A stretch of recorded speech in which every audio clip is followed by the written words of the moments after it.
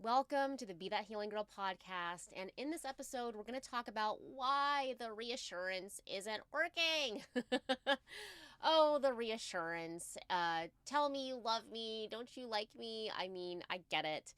And we're going to talk about all the things around you are probably with a pretty good person, right? All in all. And just ask yourself do you in your heart really believe that the partner that you're with means well, that they are actually good, and at the same time they're telling you how much they care about you, and your reassurance meter is down. Time to put some quarters in it. So if that's you, then this is definitely a great episode. So save it, send it, download it, all the things. And if you are new here, my name is Claire. I'm a relationship coach, and I love helping the overachieving, overthinking girly who is crushing her career, but you are sucking at staying calm, cool, collected. If that is you, then you are in the right place. This is the vibe. You're not alone. And if you're enjoying this episode or any other episode, hitting the 5 stars means so much. Want to say thank you. Shout out to the Apple girlies who listen on Apple Podcasts. Y'all have stepped it up. Well done. I see you. Thank you for the high five. I love checking the stats and just seeing and feeling your love by hitting the high five, 5-star button. I can already tell it's going to be a word salad. But we're in it. And fun fact, if you didn't know, I do not edit out my language here. It's one shot. That's it. And I show you that, and I am vulnerable with that because I want to show you that people and your partner will still love you regardless of how perfect you think things are. In fact, it's part of what makes you powerful. So, fun little fact about me. And I also want to just say that while we are going to talk about why the reassurance isn't working that you are getting, I just want to say and give a reminder that no action in your healing journey is ever wasted. Okay, I know this can feel, whether you're new here or you're an OG, that it is something to say that you are working on this healing, and it can feel like you're digging a hole. But what can be really frustrating is if you're just using your hands and fingernails to get down there and you're down to the stubs, right? Like that is one way to approach your healing. And what I found makes things easier is, number one, do you have support? This is why I created the Healing Girl Gang. And do you actually have the tools? So I just want to say that and give you a loving reminder that there's no action ever wasted, that any effort that you take is good effort. Okay, it all adds up. So I want to go into a couple things. I'm just kind of, I took some notes on what I want to talk about, but who knows what's going to happen here. I want to just step back and just share around how this for me has never been a new problem. This has been something that has been going on for a while. And so I have started from the bottom. Now I'm here. And the reality was for me that this was happening with different relationships. Okay. Good ones, bad ones, and everything in between, different guys. This reassurance and validation was something that I was kind of always in my orbit. I was working towards in different ways. And I have a love-hate relationship with aphorisms, and I'm going to share one right now, which is how we do one thing is how we do everything. And now that I have more hindsight, more clarity, it was kind of obvious that this was nothing new. And just a little history about me, I used to be a fitness competitor. Like, I was one of the girls, I would put on the fake tan, the bikini. This was literally so long ago. It feels like I was a totally different person back then. But I was a fitness competitor. I'd slap the spray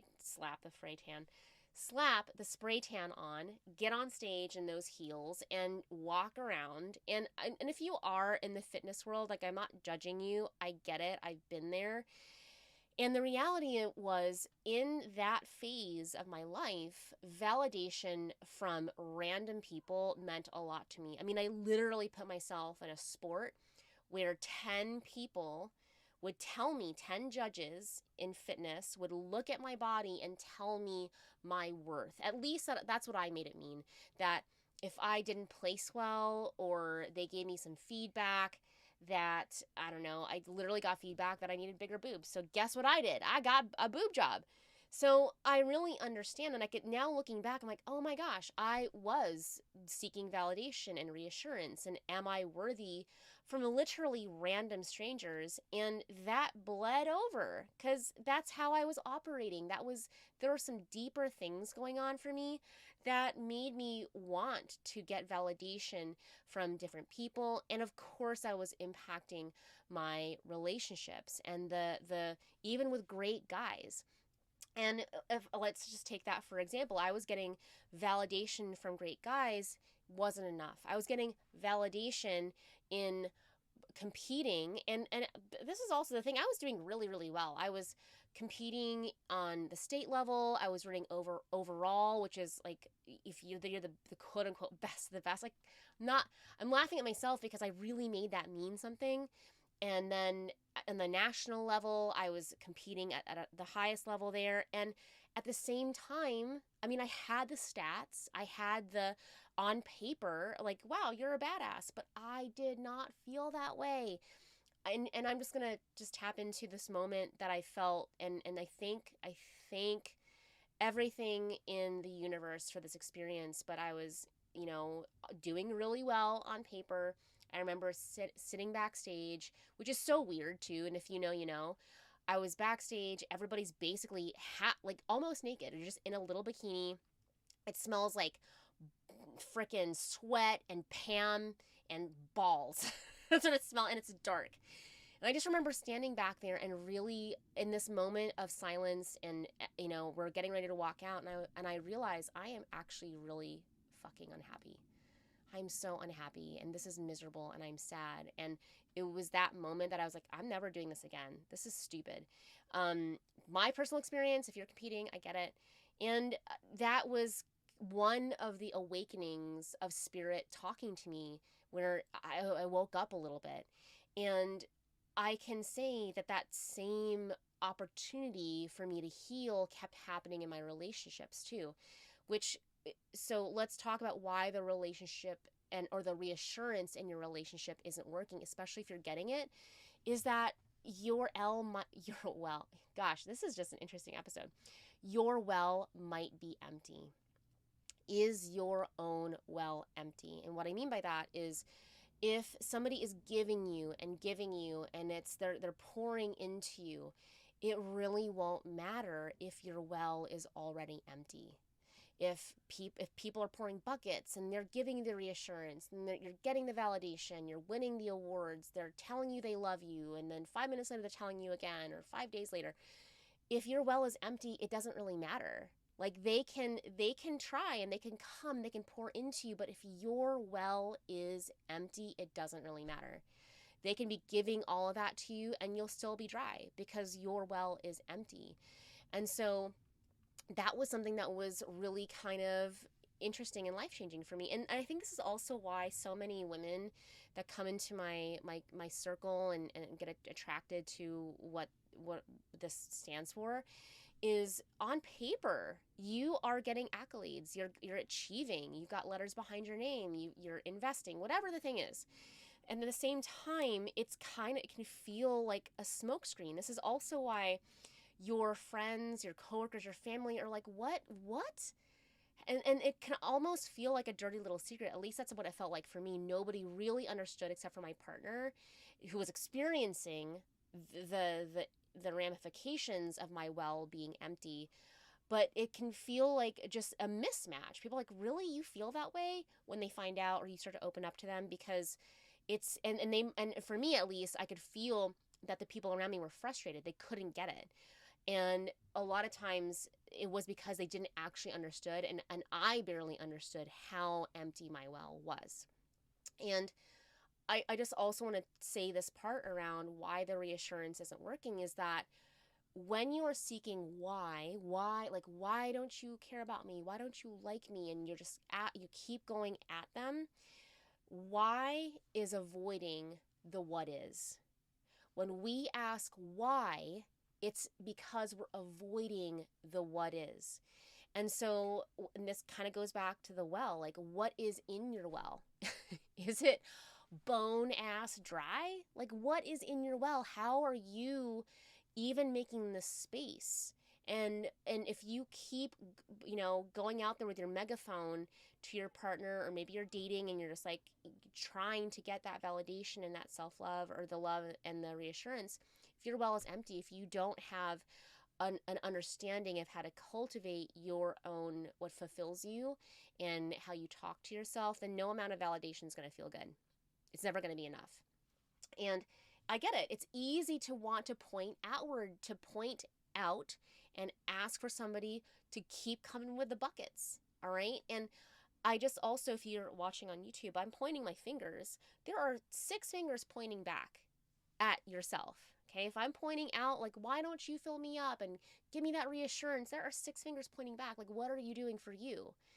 Right? That's the question and the introspection that I invite for you. How are you actually making the space? I talk a lot about self-trust. That was a whole topic in training and action taking toolkit in, I think, October, around how much do you actually trust yourself, right?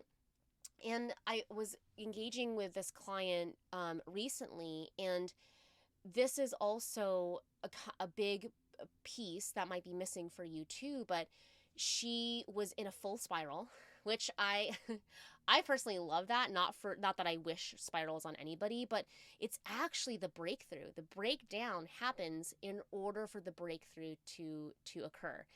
And she was in this space where she's like, well, I'm talking to myself, I'm telling myself positive affirmations, and I'm talking to myself, and it's like I'm doing all the things. And as we were kind of deconstructing what she was saying and like all the other components, this is why getting the reassurance that you're getting isn't working. And also when you just try to talk at yourself, okay? A lot of the energy behind what she was saying was she was talking and trying to tell herself to feel better. And I just want to say this: self-talk, affirmations, how you affirm yourself is an important thing. Okay, it's for sure needs to be happening. And so this is kind of how my brain was working and how we got her out of the spiral. I think I shared this on stories. Like, I sent her 2 messages, less than 3 minutes, and she was like, oh, that is very clear, and gave her some steps, and better. Okay, she felt better. And when I looked at how that situation, how we were able to work through it for her and get her out of the spiral, and it was really around, she was coming to me with like, well, my cookies taste like crap, and it's I'm doing the chocolate chips. The chocolate chips are semi-sweet, they are chunky, whatever. And I'm like, okay, great. And chocolate chips and a chocolate chip cookie, obviously important, so important. But then as we started deconstructing and looking at her recipe and the ingredients, it was a little messy. Okay, it was not putting it together. And that's when I look at how reassurance isn't working, and if they're doing a decent job, a good job, and still somehow it is not tasting right, we have to look at how you're putting it together. So yes, being able to understand this component of self-talk and how you talk to yourself and how you're affirming yourself is important. It's also how you do it. It's the process. It's the other tools. It's like, okay, Claire, I'm the chocolate chips are great and I'm doing them. I'm doing the chocolate chip and the cookie, and I'm like, okay, well, did you put butter? No. All right, well, okay, so let's put butter in there. And then not only that, did you do wet ingredients and dry ingredients? No, I kind of just put it all together. See, I'm just hoping that you're hearing just from a process standpoint, and then what are the ingredients, all how you heal matters, the process of how you do it. And then this is also the last thing that kind of will hopefully tie this together for you.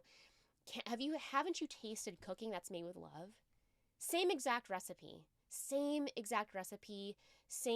ingredients, but you can tell when, and arguably this is also something interesting too. My mom, I'm going back for the holidays with my mom, and like, she is probably using things that are going to irritate the hell out of my gut.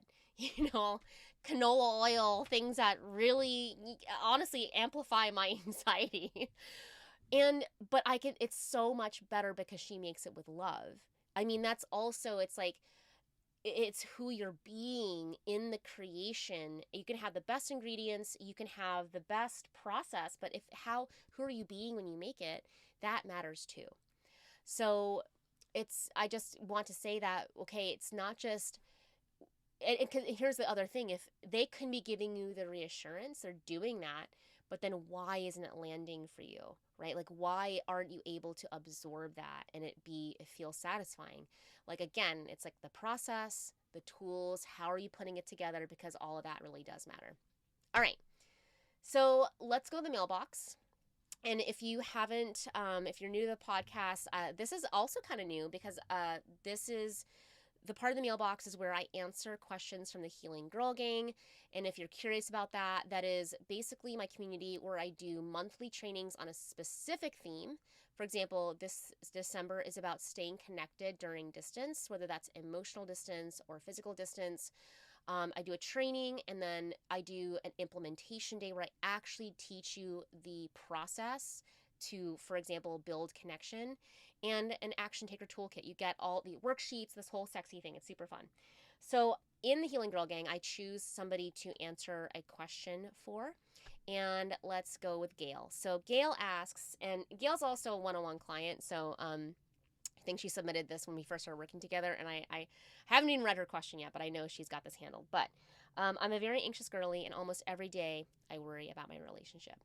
Right now, one of my worries is if we do not get to connect and have a lot of time together, the relationship will not be as strong, and it will cause the relationship to fail. Please help me on how I should help myself and tell myself that everything will be just fine. So, I'm going to pretend Gail and I are not working together one-on-one because, I don't know when she sent this in, but I know she's got this handled. And I think it's the misunderstanding here that not connecting and having a lot of time together will mean that something bad will happen in the relationship. And I'm just going to say this too, because my husband and I, when we first started dating, we were long distance-ish the first 2 years of dating, which meant that he lived about, depending on traffic, 50 minutes without traffic, and certainly 75-90 minutes depending on if it was like rush hour, weekend, whatever. And so I will say 100%, I'm so glad. I'm so freaking glad that we had that distance. And because mostly it forced us to actually get to know each other and to have space in our relationship. And I think this is something that often is misunderstood, especially if you have anxious attachment, that space is actually how things grow. That in our fear, we get like, we want to like latch on, okay? We want to get in there and things have to happen fast. And the reality is that it's because we don't actually have, or we're working on having more emotional permanence. And for example, babies work through understanding object permanence. So peekaboo, right? They don't know. They're like still in touch with the universe and they're learning things, and like peekaboo, they think behind the hands that you're gone, and literally you're teaching them through peekaboo. You move the hands, you peek behind the wall or the blanket. They learn that, oh, you're there. Okay, that's object permanence. They say, oh, peekaboo is this game that, oh, I understand that even though I can't see your eyes, I can't see your face, you're actually still there. And it's the same thing for emotional permanence. And I know that this is a skill that a lot of us are not taught, that that in difficult emotions, that at the end of the day, that we have to learn how to build the internal muscle that the emotions can stay strong. And so a misconception is that I have to actively be doing. I need to be engaging, and we can't stop talking, and I have to ask questions and text messages to keep the conversation going. Tell me that's not you. I know. I know if you're listening in your earbuds. I know it. I know the dirty little secret. That, okay, I will tell you, keeping the conversation going, doing in relationship, honestly, again, I hope you can feel this from me. I am so fucking grateful that I learned and had that space in the first 2 years, because it for sure. Without that, I would have been just smothering the hell out of the relationship. And this is why learning emotional permanence, which is embedded deeply in however I work with clients, whether that's one-on-one, confidence code, healing girl gang, this is it. Like learning that actually you can be okay. And honestly, emotional permanence is how one of the ways that I teach self-soothing, that actually that you can be apart and you can be distant, and whether that's actual distance or perceived distance, and you can still be okay. And it's really a skill that if you were never taught that, or if it feels uncomfortable, it just means that it's kind of like working out of the gym, right? You might have really strong biceps, but your biceps are like chicken wings, like blah blah blah. It just means that you're not bad or broken. You just have to learn and strengthen the muscles that are there so that you can keep feeling secure and keep feeling confident no matter what the distance is. And lucky for all of us, that's a topic in the Healing Girl Gang in December. Really excited to teach that. And yeah, I am so proud of all of you. You're doing it. Remember that no action's ever wasted. I believe in you. Mwah.